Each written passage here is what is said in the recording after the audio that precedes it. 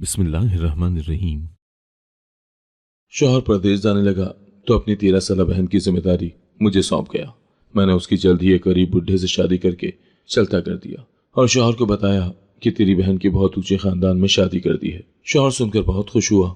आज मुझे मालूम हुआ कि शौहर वापस आ रहा है तो मैंने घर के मुलाजिमों से कह दिया कि खबरदार, मेरी नंद को आज घर में हरगिज आने नहीं देना, क्योंकि मैं नहीं चाहती थी कि वो फटे कपड़ों में यहाँ आए और तमाशा बने।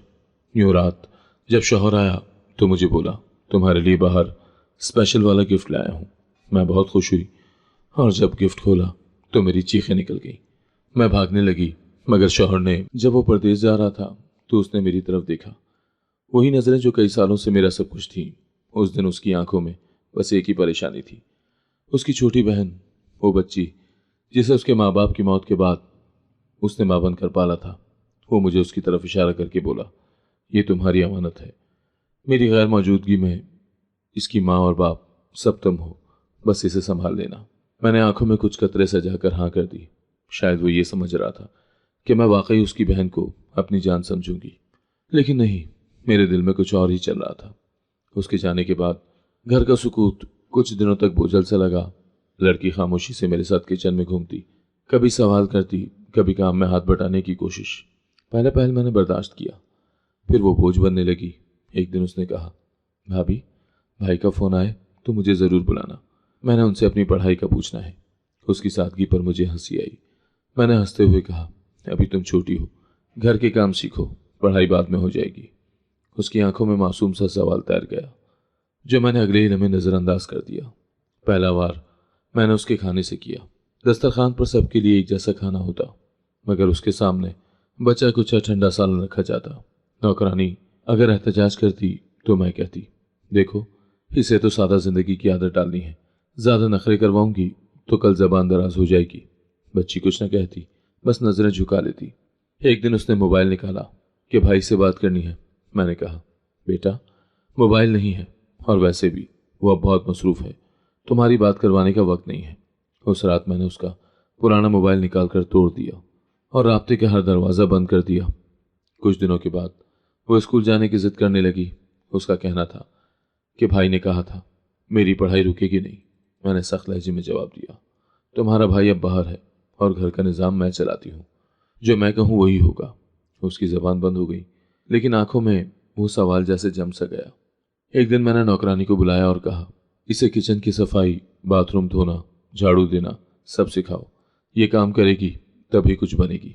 नौकरानी ने हिचकिचाते हुए पूछा, बेबी जी, ये बच्ची है, अभी भला ये काम। मैंने घूर कर कहा, ये सब इसकी तरबियत का हिस्सा है, और वैसे भी घर में रहकर मुफ्त रोटी तोड़ने से बेहतर है कि कुछ सीख ले। लड़की दिन ब दिन खामोश होती जा रही थी। पहले वो मुझसे बातें करती थी, अब सिर्फ मेरी आंखों से हुक्म पढ़ती और झुक कर काम करती। एक रात मैंने उसके कमरे की लाइट ऑफ करने के बाद खिड़की से झांक कर देखा। वो अपने भाई की तस्वीर हाथ में लिए चुपचाप बैठी रो रही थी। मैंने दरवाजा खोला और कहा, ये क्या ड्रामे कर रही हो? सोने का वक्त है और ये रोना धोना बंद कर दो। तुम्हें भाई की फिक्र है, तुम काम में ध्यान दो तो ही वो खुश होंगे। उसने जल्दी से आंखें साफ की और बिस्तर पर लेट गई। अगली सुबह उसने नाश्ता बनाया, मेरी मदद की, लेकिन चेहरे पर थकन और दिल शिकस्तगी साफ नजर आ रही थी। जब वो किचन से बाहर निकली तो नौकरानी ने मुझसे कहा, बीबी जी, वो बहुत खामोश हो गई है, उसका दिल बहुत दुखी है। मैंने सख्ती से कहा, दिल दुखे या टूटे मुझे इससे कोई फर्क नहीं पड़ता, घर का काम ठीक होना चाहिए बस। उसके बाद मैंने नौकरों को हिदायत की कि अगर वो लड़की कुछ उल्टा सीधा करे तो मुझे फौरन खबर देना। अब मेरे लिए वो कोई अमानत नहीं रही थी, बस एक जिम्मेदारी थी जिससे छुटकारा हासिल करना था। अब जब मैं पीछे मुड़कर देखती हूँ तो शायद उस दिन से ही मेरे गुनाह का आगाज हो गया था। उस दिन से, जिस दिन मैंने उसकी तरफ बढ़ा हुआ हाथ थाम कर उसे मां बनकर संभालने का वादा किया था, और अगले ही लम्हे उस वादे को दफन कर दिया। उस दिन दोपहर को मैं किचन में बैठी चुपचाप चाय पी रही थी, जब शमीम बेगम आई, मोहल्ले की बातूनी औरत, जिसे दूसरों के घरेलू मामलात में नाक घुसाने का बहुत शौक था। वो बैठते ही बोली, एक बात कहनी है, लेकिन दिल बड़ा करना पड़ेगा। मैंने कहा, बात करो, मैं सुन रही हूँ। उसने चाय का घूंट लेकर कहा, एक बुड्ढा जान पहचान का है, बीवी मर चुकी है, अकेला है, उसे घर संभालने के लिए बीवी चाहिए। तेरी नंद को वैसे भी यहाँ कोई खास काम तो है नहीं, बोझ ही है तेरे ऊपर, क्यों ना। मैंने बात काटते हुए कहा, उम्र क्या है उसकी? वो बोली, 60 के आसपास होगी, मगर घर उसका है, गाड़ी भी है, तन्हा है। तेरे लिए भी आसानी हो जाएगी, नेकी का काम है। मैंने चुपचाप सर हिलाया, जैसे सोच रही हूँ, मगर अंदर दिल ही दिल में फैसला कर चुकी थी। अगले दिन मैंने लड़की को नाश्ता बनाने का कहा। वो जैसे ही प्लेट मेज पर रखकर जाने लगी, मैंने कहा, इधर बैठ। वो खामोशी से बैठ गई। मैंने कहा, तेरी किस्मत खुलने वाली है, एक रिश्ता आया है, बहुत अच्छा, घर बार वाला, शरीफ।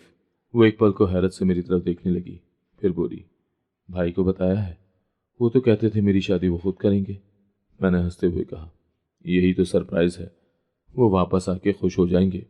उसने सर झुका लिया और बस इतना कहा, अगर आपको ठीक लगता है तो ठीक है। मैंने अगले ही दिन निकाह की तैयारी शुरू कर दी। न किसी खानदान को बुलाया, न गवाहों की परवाह की। शमीम बेगम ही काजी को लाई और 2 अजनबी मर्द गवाह बने। मैंने लड़की को दुपट्टे में लपेटा और बोली, धीमा बोलना, पुरसुकून रहना, सब तेरी भलाई के लिए है। उस दिन उसके होंठ बंद थे और आंखों में उलझन, मगर उसने सवाल नहीं किया। निकाह की रस्म इतनी सादा थी जैसे कोई सौदा तय हो रहा हो। न कोई महर तय हुआ, न दुल्हन को पूछा गया। सब कुछ खामोशी से मुकम्मल हुआ। बूढ़े ने हाथ बढ़ाया तो लड़की ने झिझक कर पीछे हटना चाहा। मैंने उसके कंधे पर दबाव डाला, ये तुम्हारा नसीब है, शुक्र करो कि इज्जत से निकाह हो रहा है। काजी ने दस्तखत लिए और अगले घंटे लड़की को उसके नए घर भेजने की तैयारी शुरू हो गई। उसी शाम जब मैं उसका सामान बांध रही थी, वो पास बैठकर खामोशी से मुझे देखती रही, फिर आहिस्ता से बोली, भाभी, भाई से बात करवा दें, सिर्फ एक बार, वो खुश होंगे अगर उन्हें खुद बताऊं। मैंने उसे घूरते हुए कहा, इस वक्त बात करना मुनासिब नहीं है, कल वो कॉल कर लेगा, खुद ही तुझे दुआएं दे देगा।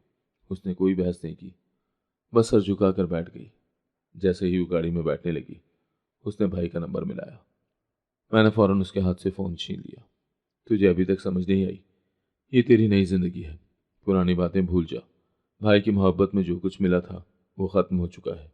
वो साकत बैठी रही, गाड़ी के दरवाजे बंद हुए और वो खामोशी से निकल गई। 2 दिन के बाद उस बुढ़े की बेटी घर आई और मुझसे कहा, आपने मुझे नहीं बताया था कि ये लड़की इतनी छोटी है, न खाना पकाना आता है, न जबान खोलती है। अब्बू को उससे बात करना भी मुश्किल लगता है।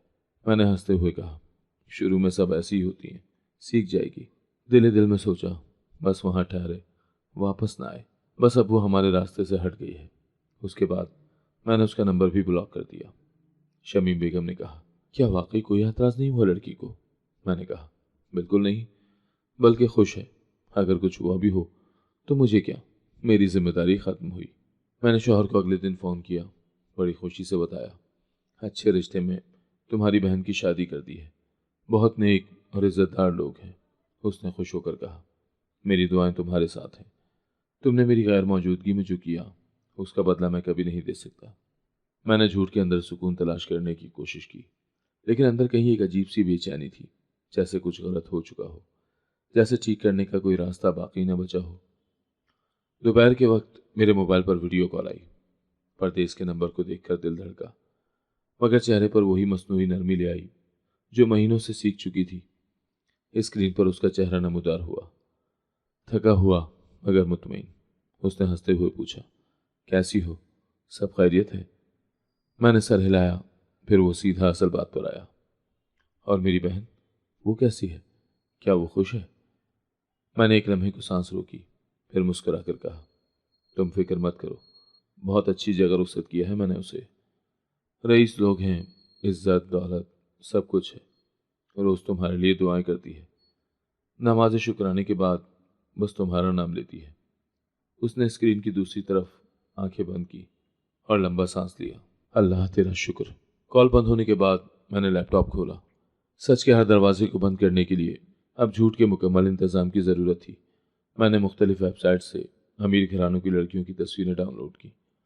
कोई फलाही तकरीब में, कोई यूनिवर्सिटी में लेक्चर दे रही है, किसी के हाथ में फूल तो किसी के कंधे पर शॉल। सब कुछ मेरे काम का था।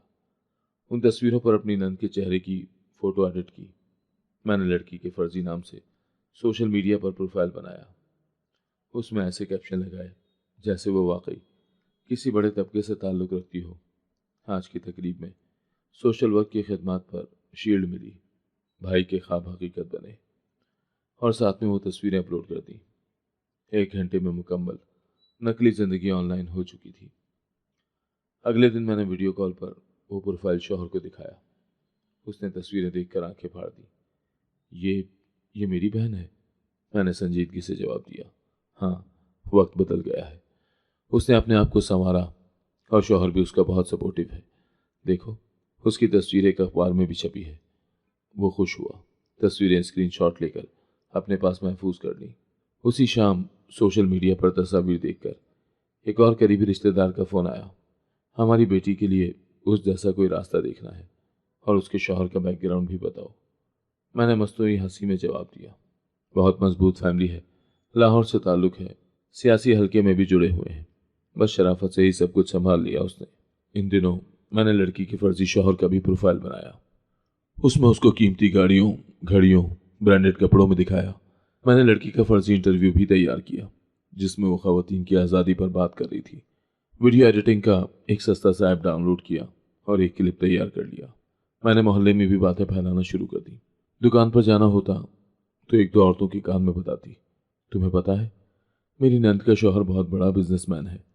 अब तो वो खुद पाकिस्तान नहीं आती, बस दुबई लंदन के चक्कर होते रहते हैं। घर में मौजूद नौकरों को हिदायत दे दी कि अगर कोई उस नंद के बारे में पूछे तो सिर्फ इतना कहे, बाजी ने उन्हें मॉडर्न घराने में रुखसत किया था।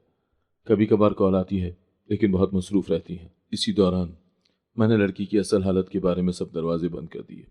उसका पुराना मोबाइल पहले ही तोड़ा जा चुका था। अगर कभी उसका कोई पैगाम कहीं से आया भी तो मैंने फौरन नंबर ब्लॉक कर दिया। एक दिन शमीम आई और बोली, सुना है वो लड़की अब बोलती भी नहीं, बस छत के कोने में बैठी रहती है, खाती कम है, जवाब नहीं देती। मैंने सर झटक कर कहा, शुरू में सब ऐसी होती है, एक आध थप्पड़ खाकर सीधी हो जाएगी। शाम को जब शौहर का दोबारा फोन आया, उसने कहा, काश मैं वो सब तस्वीरें खुद देख सकूं। मैं वीडियो कॉल पर अपनी बहन से बात करना चाहता हूं।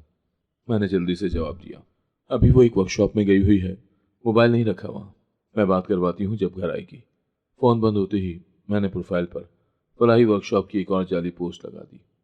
तस्वीरें फिर गूगल से ली और लिखा, सोशल वर्क के लिए कराची में 3 दिन की वर्कशॉप का अख्ताम। उन दिनों मेरी सच्चाई का खौफ भी दब चुका था। मुझे पूरा यकीन था कि हर सुराग साफ कर दिया है। शौहर, रिश्तेदार, मोहल्ला सब अब मेरे हाथ में थे। घर में दोपहर की खामोशी थी। मैं अपने कमरे में बैठी नए पर्दे देख रही थी कि दरवाजे पर जोर से दस्तक हुई। नौकर ने कहा, बीबी जी, बाहर कोई लड़की है, फटे पुराने कपड़ों में, भीगी हुई, बोलती भी नहीं। मैंने हैरत से पूछा, नाम क्या है उसका? उसने कहा, लगती तो छोटी बीबी जी है लेकिन पहचानी नहीं जा रही। मैं बाहर आई तो वही थी, सर पर दुपट्टा नहीं, कपड़े कीचड़ से भरे हुए, पाँव नंगे और बाजू पर निशान जैसे किसी ने मारा हो। वो नजरें झुकाए मेरे दरवाजे के सामने खड़ी थी। मैंने अंदर ही अंदर दांत पींचे और फौरन नौकर को आंख से इशारा दिया, दरवाज़ा बंद रखो, अगर ज़्यादा शोर करे तो गुस्से से कह देना यहाँ जगह नहीं है। वो कुछ बोले बगैर ज़मीन पर बैठ गई। बारिश होने लगी थी। मैंने खिड़की के पर्दे खींचकर बाहर झांका। वो अपनी गोद में सर रखे खामोश बैठी थी, जैसे जिस्म तो यहाँ हो मगर जान कहीं और। मैं कमरे में वापस आ गई, लेकिन दिल अजीब सा बेचैन हो गया था। मैंने चैनल बदल कर ड्रामा लगाया, आवाज़ तेज़ की और ख़ुद को मसरूफ़ रखने लगी। शाम के वक्त मोहल्ले की एक औरत ने दरवाज़ा बजाया और बोली, तुम्हारी नंद दरवाजे पर बैठी है और तुम उसे अंदर नहीं ले रही, लोग बातें कर रहे हैं। मैंने सख्ती से कहा, वो मेरी नंद नहीं रही, उसकी शादी हो चुकी है। अब उसका शौहर जाने और वो, हमसे उसका कोई ताल्लुक नहीं। उसी रात जब बारिश तेज़ हुई, वो लड़की भीगते हुए वहीं बैठी रही। न किसी से कुछ कहा, न दरवाज़ा बजाया। नौकर ने आकर कहा, बीबी जी, अगर मर गई तो मसला बन जाएगा, कम से कम चाय दे दूं। मैंने गुस्से में कहा, मैंने कहा ना, अब वो हमारी नहीं, अगर जिंदा रही तो खुद चली जाएगी। रात के वक्त मैंने खिड़की से बाहर झांका। वो अपनी बाहों में सिमटी हुई, दीवार से टेक लगाए, आंखें बंद किए बैठी थी। बारिश थम चुकी थी मगर उसका जिस्म कांप रहा था। मैंने पर्दा हटाया और बत्ती बुझाकर सोने चली गई। अगली सुबह जब मैं उठी, दरवाजे के पास वो नहीं थी। मैंने नौकर को भेजा। उसने बताया कि वो फजर के वक्त चुपचाप उठी और बगैर कुछ कहे चली गई। मैंने शुक्र का सांस लिया, लेकिन फौरन अपने मोबाइल से उसके शौहर को पैगाम भेजा, अपनी बीवी को संभालो, अगर वो दोबारा यहाँ आई तो पुलिस बुलवा लूंगी, मेरे दरवाजे पर तमाशा ना करवाओ। दोपहर को उसका शौहर खुद आया, साइकिल पर था। दरवाजे पर आकर बोला, बीबी जी, वो आई थी, घर से 2 दिन से गायब है। वो सब कुछ मुझ पर डाल गई है। अगर आई हो तो बता दें। मैंने दरवाजे के पीछे से कहा। हाँ, आई थी 2 दिन पहले। मैंने निकाल दिया। ये घर उसका नहीं रहा। वो थोड़ी देर खामोश रहा, फिर चला गया। उसी दिन शाम को शमीम बेगम ने फोन किया। क्या हुआ? सुना है तेरी नैन भाग कर वापस आई थी, मोहल्ले में बातें हो रही हैं। मैंने सर्द लहजे में जवाब दिया। भागी नहीं थी, भागने लगी थी। हमने रोक दिया, अपने शौहर के साथ वापस भेज दी है। उसने हंसी रोक कर कहा। बस ये लड़कियां भी ना अपनी जगह समझती हैं, ना नसीब। चंद दिन बाद मैं बाजार गई तो रास्ते में एक बूढ़ी औरत ने मुझे रोक कर पूछा, बीबी, वो छोटी लड़की कहाँ गई जो आपके साथ रहती थी? बड़ी नेक थी। मैंने मुख्तसर से जवाब दिया। उसकी शादी हो गई है, अब शहर से बाहर है। उसने दुआ दी, अल्लाह उसके नसीब खोले। बड़ी खामोश लड़की थी। रात को जब मैं बिस्तर पर लेटी खिड़की से बाहर देखा तो लगा जैसे कुछ याद आने लगा हो। वो बारिश की रात, उसका भीगा हुआ जिस्म, खून आलूद पांव, खामोशी से बैठे रहना, सब एक फिल्म की तरह चलने लगा। मैंने करवट ली, लाइट बंद की और दिल में सोचा, जो होना था वो हो गया। उसने खुद ही जिंदगी से हार मान ली। मैंने सिर्फ दरवाजा बंद रखा था। रात के 2 बजे मोबाइल की घंटी बजी। मैं नींद में थी, लेकिन उस वक्त का फोन गैर मामूली होता है। दिल घबरा उठा। स्क्रीन पर नया नंबर था। मैंने सोचा शायद बैरून मुझसे शौहर की कॉल हो, लेकिन जैसे ही कॉल उठाई, दूसरी तरफ वही लरसती, कमजोर और बुझी हुई आवाज सुनाई दी। भाभी, मैं हूं, बस एक बार भाई से बात करवा दें। मुझे मरने से पहले उनसे मिलना है। मेरी सांस चंद लम्हों को रुक गई, लेकिन फिर फौरन खुद को संभाला। तो अब इस काबिल नहीं कि उससे बात करे। तेरा भाई, अब तेरा कुछ नहीं लगता। जो तेरे नसीब में था वो तुझे मिल चुका। अगर आइंदा इधर आने की कोशिश की तो मैं खुद पुलिस के हवाले कर दूंगी। मेरी कसम है। दोबारा इस नंबर से फोन आया तो बहुत बुरा होगा। दूसरी तरफ मुकम्मल खामोशी थी, जैसे सांस भी रुक गई हो। फिर बहुत धीमी आवाज आई, भाभी, सिर्फ एक बार। मैंने बगैर एक और लफ्ज सुने फोन काट दिया। उसी वक्त नंबर ब्लॉक कर दिया। चंद लम्हे कमरे में खामोशी रही। अंधेरे में वो आवाज गूंजती रही। मैंने तकिए में मुंह छुपाकर आंखें बंद की, जैसे कुछ हुआ ही नहीं। सुबह होते ही मैंने नौकर को बुलाया और सख्ती से कहा, सुनो, अगर वो लड़की कभी इस घर के आसपास भी आए तो दरवाजे के बाहर से ही भगा देना। उसके लिए अब यहाँ कोई जगह नहीं। नौकर ने सवालिया निगाह से देखा, फिर सर झुकाकर हाँ कर दी। मैंने मजीद कहा, अगर उसने किसी से बात करने की कोशिश की तो सीधा मुझे खबर देना। वो चुपचाप चला गया। अगले दिन दोपहर में शौहर की कॉल आई। वो खुशगवार मूड में था। मेरी छुट्टी अप्रूव हो गई है, अगले महीने आ रहा हूं। मैंने मुस्कुराहट के साथ जवाब दिया। वाह, बहुत अच्छा किया। हम सब इंतजार कर रहे थे। फिर उसने सवाल दागा, वैसे तुमने कभी मेरी बहन से मेरी बात क्यों नहीं करवाई? वो तो वैसे भी फोन नहीं करती। मैंने फौरन मुस्कुराकर झूठ गढ़ा, अरे वो बहुत मसरूफ है। कभी वर्कशॉप, कभी सोशल वर्क, कभी अपने शौहर के साथ तकरीबात। कभी कभार मुझे भी 2 दिन बाद ही मैसेज करती है, तुम आओगे तो खुद ही सब देख लेना। वो थोड़ा सा चुप हुआ, फिर बोला, अजीब बात है, जब छोटी थी तो रोज मेरे गले लगकर सोती थी, अब इतनी बदल गई है। मैंने मौजू बदलते हुए कहा, तुम्हारी बहन अब बच्ची नहीं रही, वो जिम्मेदार औरत बन चुकी है। वक्त के साथ सब बदलते हैं। उसने कोई जवाब न दिया। मैंने कॉल बंद करते हुए कहा, मैं तुम्हारे कमरे की सफाई करवाती हूँ, जब आओगे तो सब तैयार होगा। शाम को मैंने नौकरों को दोबारा याद दहानी करवाई। याद रखो, अगर उस लड़की का साया भी इस घर पर पड़ा तो तुम सबकी छुट्टी होगी, किसी पर तरस नहीं खाया जाएगा। 2 दिन बाद मोहल्ले की एक मासी ने बताया, बीबी जी, किसी ने कहा है कि वो लड़की शहर के फलाही इदारे में नजर आई है। लोगों को खाना बांटती है, छोटे बच्चों को पढ़ाती है, बहुत बदली बदली लगती है, लेकिन पहचान में आ जाती है। मैंने चुप रहने में ही आफियत जानी, सिर्फ इतना कहा, अब उसका हमसे कोई ताल्लुक नहीं, जो था वो खत्म हो चुका है। उन्हीं दिनों एक अनजान नंबर से एक मैसेज आया, मैं मरने से पहले भाई को देखना चाहती हूँ, सिर्फ एक बार। मैंने वो मैसेज बगैर खोले ही डिलीट कर दिया। फिर फोन को मुकम्मल बंद करके दूसरे दिन तक खामोशी में रखा। मैंने शौहर को तस्वीरें भेजनी शुरू कर दी, वही पुरानी झूठी तस्वीरें, प्रोफाइल पर बनाए गए नकली वार्ड्स, तकरीबात की तस्वीर। वो हर बार खुश होता और कहता, मेरी बहन पर फख्र है मुझे। उधर उस लड़की की खबरें आहिस्ता आहिस्ता फलाही इदारे से दीगर लोगों तक पहुंचने लगी। शमीम बेगम ने बताया, सुना है वो बच्चों को मुफ्त तालीम देती है। एक औरत बता रही थी कि वो हर हफ्ते गरीबों के कपड़े और राशन लेकर आती है। मैंने उसकी बात पर हंसी में लिपटी बेरुखी छुपाई ये सब ड्रामे होते हैं। असल में वो यहाँ से निकली थी तो बदनाम होकर गई थी, अब सोशल वर्क के बहाने इज्जत बनाने की कोशिश कर रही है।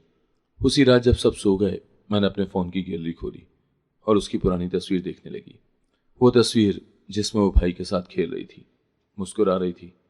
मैंने वो तस्वीर बंद की और दिल से झटक दिया। अब कोई फ़र्क नहीं पड़ता, अब उसकी किस्मत और उसका रास्ता अलग है। अगले दिन शौहर ने एक और बार फ़ोन किया।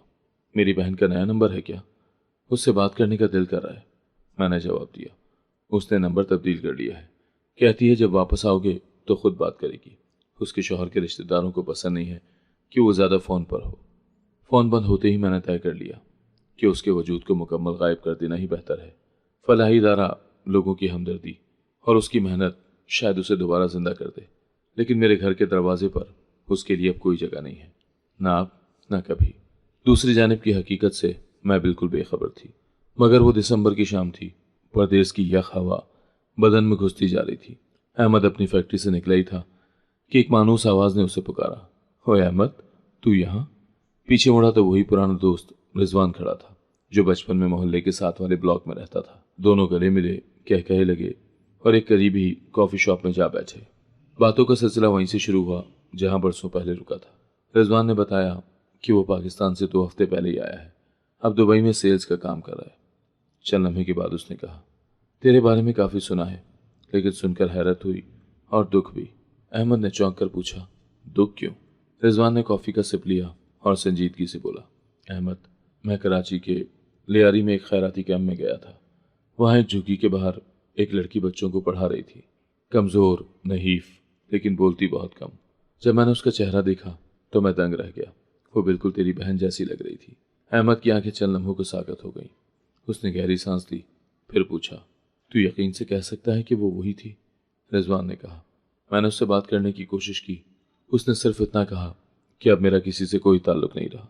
उसका लहजा, अंदाज, आंखों का दर्द, भाई वो तेरी बहन ही थी। अहमद ने खामोशी से सर झुका लिया। दिल किसी अनजाने खौफ में डूबा जा रहा था। उसने रिजवान से मजीद तफसील ली, किस दिन देखा, कहाँ, वो अकेली थी या किसी के साथ। रिजवान ने सब तफसील बताई। झुकीनुमा कमरे के बाहर एक दरख्त के नीचे बच्चों का हल्का था, हाथ में पुरानी कॉपी और पेंसिल, जिस्म पर चादर और चेहरे पर खराशों के निशान। उसी रात अहमद ने वापसी पर कमरे की लाइट बंद की, लेकिन नींद न आई।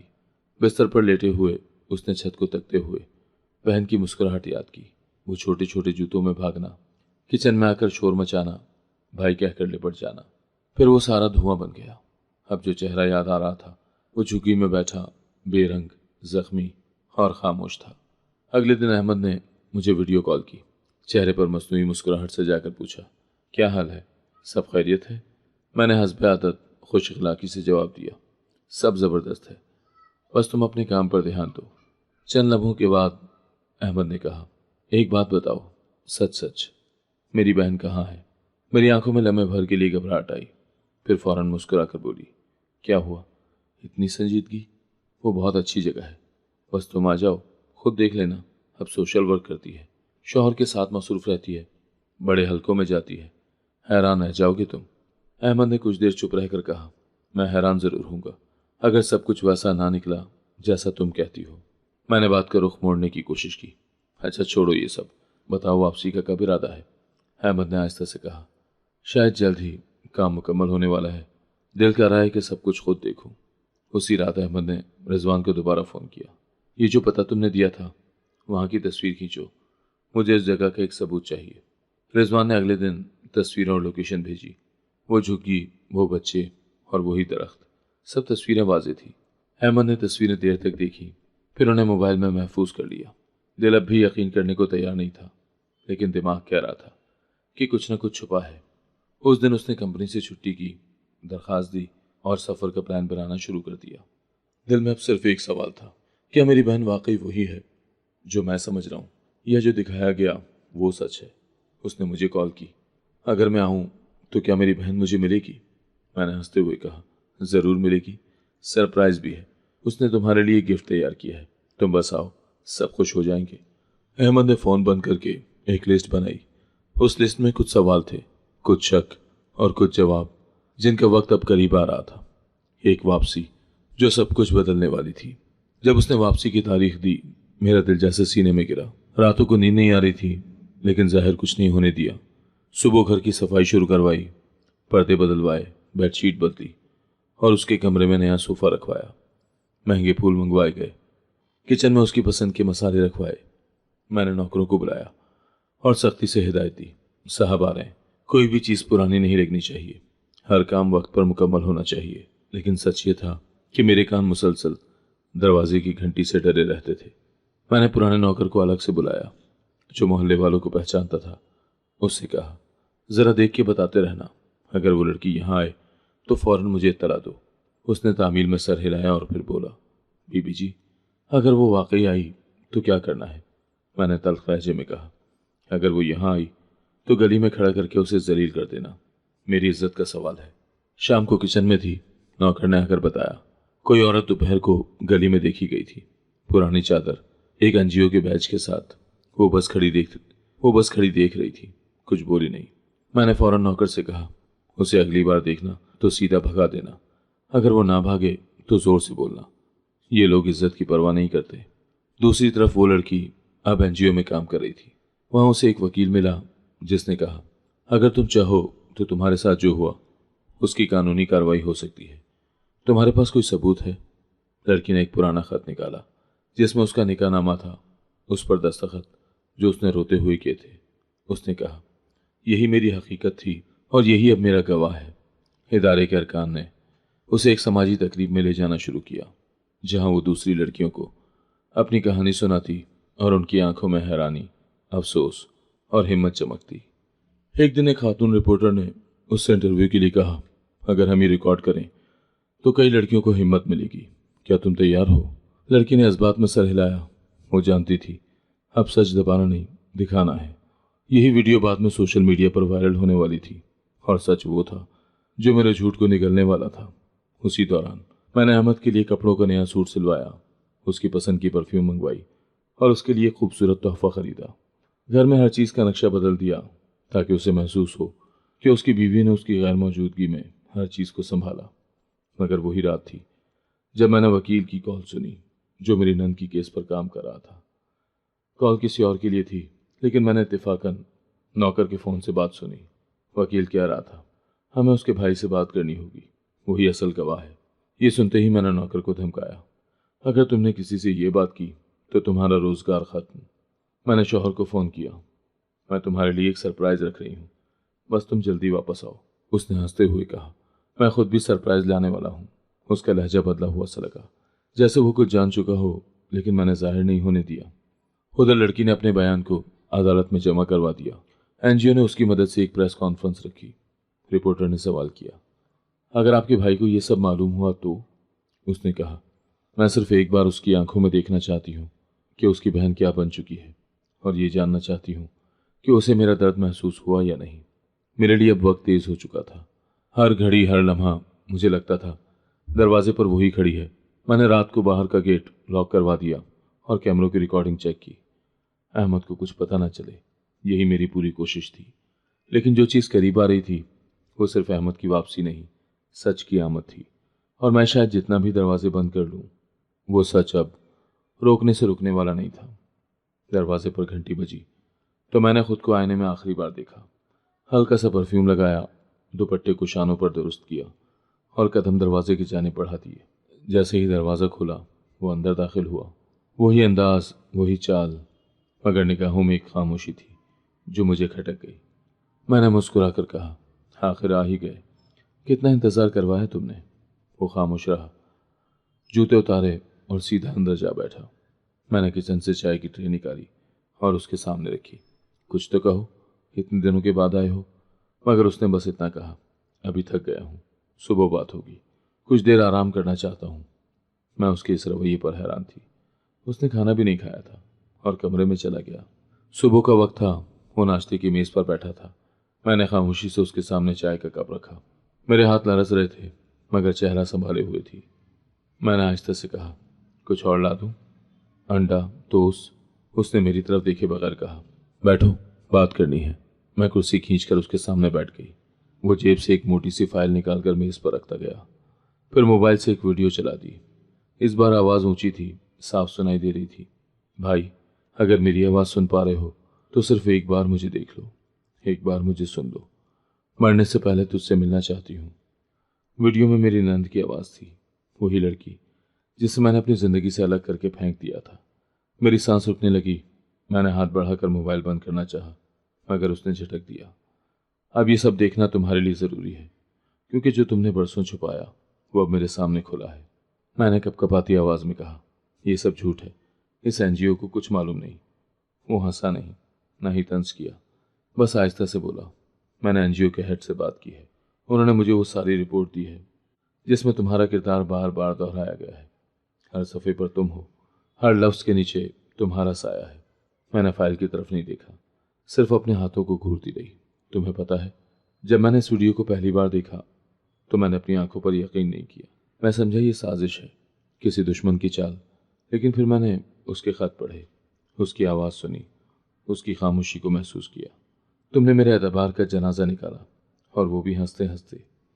मैंने जैसे आखिरी हरबे के तौर पर कहना चाहा, मैंने जो किया हालात की मजबूरी थी। उस वक्त मेरे पास कोई चारा न था।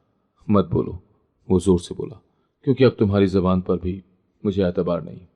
तुमने अपनी आसानी के लिए एक मासूम जिंदगी बर्बाद कर दी, और मुझे सिर्फ तस्वीरें दिखाकर बहलाती नहीं। मैंने रोते हुए कहा, मैंने उसे कभी नुकसान पहुंचाने का इरादा नहीं किया। नुकसान? वो तलखी से बोला, जिस दिन तुमने उसे बेचा उस दिन उसका जिस्म सिर्फ बिका नहीं, उसकी रूह भी टूट गई। तुमने उससे भाई छीना, घर छीना, इज्जत छीनी। तुम्हें क्या लगता है मैं सिर्फ तुम्हारे मीठे बोलों से हमेशा धोखा खाता रहता? मेरी आंखों से आंसू बहने लगे। मैंने उसके कदमों में झुककर कहा, अहमद, खुदा के लिए एक मौका दे दो, मैं सब कुछ ठीक कर दूंगी। तुम्हारे पास मौका था, बहुत मौके थे। जब वो फोन करती थी, जब वो दरवाजे पर आई थी, जब वो बारिश में भीगी खड़ी थी, तुमने हर बार एक दरवाज़ा बंद किया। आज वही दरवाजे तुम पर बंद हो चुके हैं। मेरी चीख निकल गई। मैंने उसे धुतकारा, लेकिन मैं पछता रही हूँ, रोज़ मर रही हूँ। वो पलट कर जाने लगा, फिर रुक कर बोला, मरने और जीने का फ़र्क तुमने उस दिन खुद मिटा दिया था, जब तुमने उसके हाथ किसी बुढ़े के हाथ में थमाया। अब पछतावे का वक्त नहीं रहा, अब सिर्फ हिसाब का वक्त है। उसी लम्हे दरवाजे पर एक नौकर आया और बोला, साहब, बाहर कुछ लोग आपसे मिलने आए हैं, एनजीओ वाले। एक रिपोर्टर भी है उनके साथ। मैं चौंक गई। ये सब क्या है? अहमद ने कहा, ये वो लोग हैं जो तुम्हारे सच को दुनिया के सामने लाएंगे। अब मैं तुम्हारे जुर्म का गवाह बनने वाला हूँ, खामोश शरीक नहीं। मैंने लरजती आवाज में पूछा, तुम सबके सामने मेरी बेइज्जती करोगे? नहीं, तुमने खुद अपने लिए ये मकाम चुना है। तुम्हें सिर्फ वही मिलेगा जिसकी तुमने बुनियाद रखी थी। दरवाज़ा खुला, बाहर वो लोग खड़े थे, हाथों में कैमरे, फाइलें और एक सीडी। वही हकीकत जिसे मैंने मिट्टी में दफन करने की कोशिश की थी। अहमद ने मेरी तरफ आखिरी बार देखा और कहा, अब तुम्हें खुद अपने सच का सामना करना है। मैं जा रहा हूं, अपनी बहन को लेकर, जो अब सिर्फ मेरी बहन नहीं, मेरी बेटी है। दरवाज़ा बंद हुआ। मैं अपने हाथ में वही फाइल पकड़े फर्श पर बैठी रह गई। पहली बार मुझे लगा पर्दा सिर्फ झूठ पर नहीं होता, किरदार पर भी होता है। और आज वो पर्दा उठ चुका था। घर के मरकजी हॉल में कुर्सियां लगा दी गई थी। मैं हैरान थी कि ये सब क्यों हो रहा है। पहले मुझे लगा शायद कोई तकरीब है, शायद वो कुछ समझाने के मूड में है। लेकिन जब नौकर ने आकर कहा, साहब ने मोहल्ले वालों, रिश्तेदारों और सब मुलाजमीन को आज शाम के लिए बुलाया है, तो दिल में कुछ लरस गया। वो तो मुझे तन्हा कर गया था, फिर दोबारा वापसी। शाम से कुछ देर पहले मेहमान आने लगे। सामने मोहल्ले की खाला रशीदा, मामू, खाला, चची रुबीना और कई दूसरे, जिन्हें मैं बरसों से नज़रअंदाज करती आई थी। आज सबके चेहरों पर अजीब सा तजस्सुस था। कमरे की फिजा बोझल हो चुकी थी। अहमद अंदर दाखिल हुआ तो साथ वो लड़की भी थी, मेरी नंद, वही बच्ची जो अब एक औरत बन चुकी थी। उसके चेहरे पर सुकून था, मगर आंखों में वो जख्म अभी भी बाकी थे जो बरसों पहले मैंने दिए थे। उसने सबको बैठने का कहा। मैं हॉल के एक कोने में खड़ी थी, नजरें नीची, माथे पर पसीना। अहमद ने सबकी तरफ देखा, फिर कहा, आज मैं आप सबके सामने एक फैसला सुनाने जा रहा हूं, लेकिन उससे पहले आपको एक कहानी सुननी होगी। उसने स्क्रीन पर वही वीडियो चलाई जो पिछले दिनों मुझे दिखा चुका था। वही चीखें, वही खामोशियां, वही जख्म। जब वीडियो खत्म हुई तो हॉल में एकदम सन्नाटा छा गया।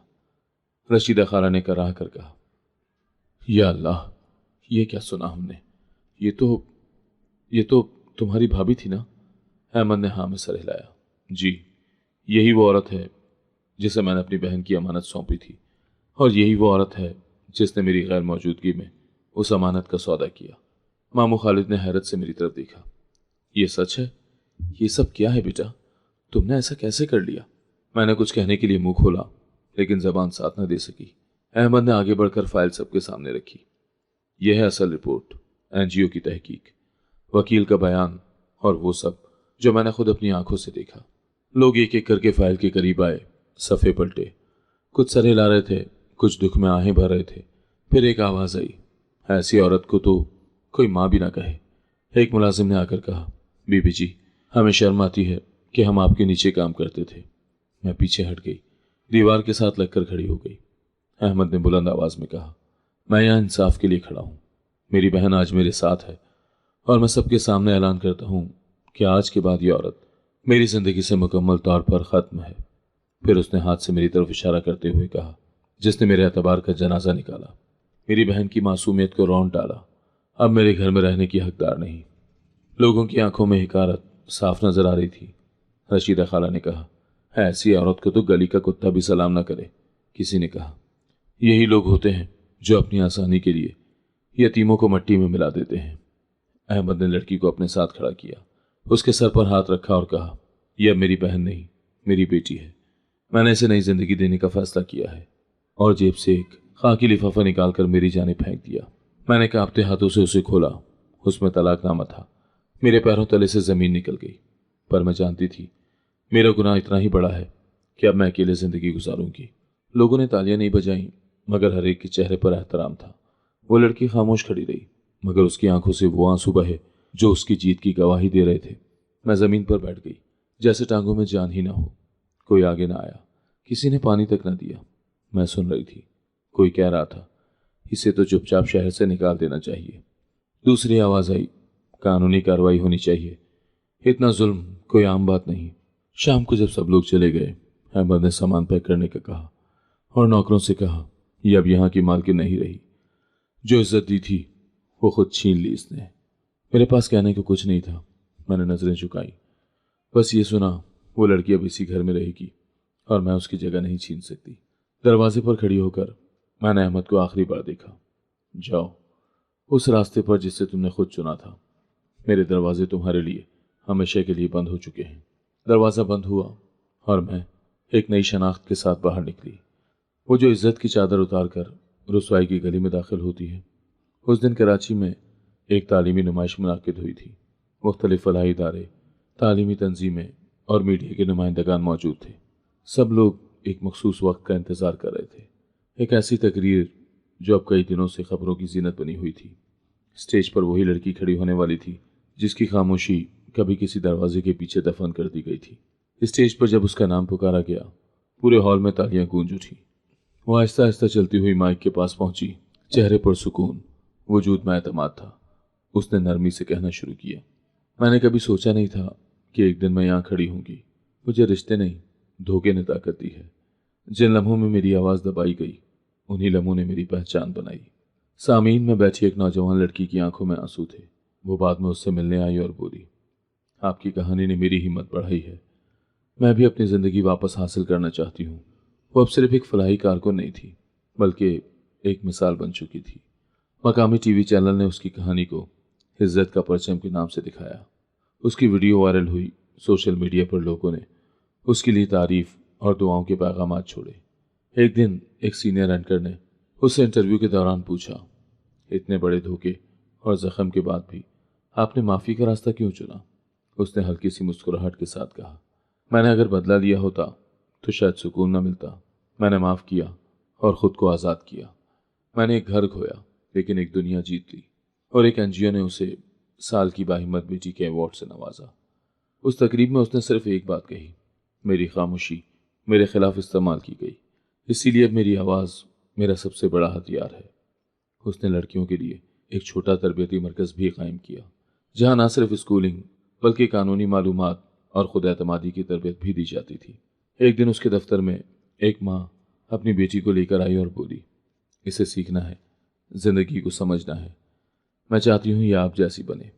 वो अक्सर स्कूल्स में लेक्चर देती और लड़कियों को बताती कि उनका जिस्म और आवाज़ सिर्फ उनकी है। किसी को यह हक नहीं कि तुम्हारी ज़िंदगी का फैसला तुमसे छुप कर करे। एक शाम जब वो अपने मरकज़ में फ़ाइलों की तरतीब में मसरूफ़ थी, अहमद कमरे में दाखिल हुआ। उसके हाथ में एक तस्वीरी फ्रेम था जिसमें उसकी और उसकी बहन की बचपन की तस्वीर थी। ये मिला एक पुराने बक्से में। सोचा तुम्हें दे दूं, शायद ये अब तुम्हें याद ना हो, लेकिन मेरे लिए ये सब कुछ है। उसने तस्वीर ली और आहिस्ता से कहा, याद तो सब है भाई, बस वो आंखें नहीं रहीं जो धोखा ना पहचान सके। अहमद उसके काम पर फख्र महसूस करता था। उसने एक बार कहा था, तुम्हें बहन कहा था, मगर तुम तो बेटी से बढ़कर निकली। फिर एक दिन उसकी कहानी एक बैन अवी जरीदे में शाया हुई और कई मुल्कों से फलाही तंजीमों ने उससे रब्ता किया। वो अब सिर्फ एक मकामी शख्सियत नहीं बल्कि एक आलमी मिसाल बन चुकी थी। वो लड़की जो बिकी थी लेकिन फिर खुद को इस काबिल बना गई कि अब किसी और को बिकता ना देखे। बाहर सूरज डूब चुका था। किराए के उस छोटे से कमरे में बस एक बल्ब जल रहा था। मैं खिड़की के पास बैठी थी, चाय का कप खाली और नजरें दरवाजे पर। न कोई आवाज, न कोई दस्तक। यही कमरा मेरी दुनिया था, जहां हर दीवार मेरे माजी की आवाज बन चुकी थी। दोनों दीवार पर वो लम्हे चीखते थे जो मैंने किसी और को रुलाने के लिए चुने थे। अब वो चीखें मुझ पर पलट आई थी। एक दिन पास वाले कमरे में एक औरत ने अपनी बेटी को चिल्लाते हुए पुकारा, बेटा दरवाज़ा बंद कर लो। मेरे कानों में फौरन वही आवाज़ गूंजी, भाभी बस भाई से बात करवाते हैं एक बार।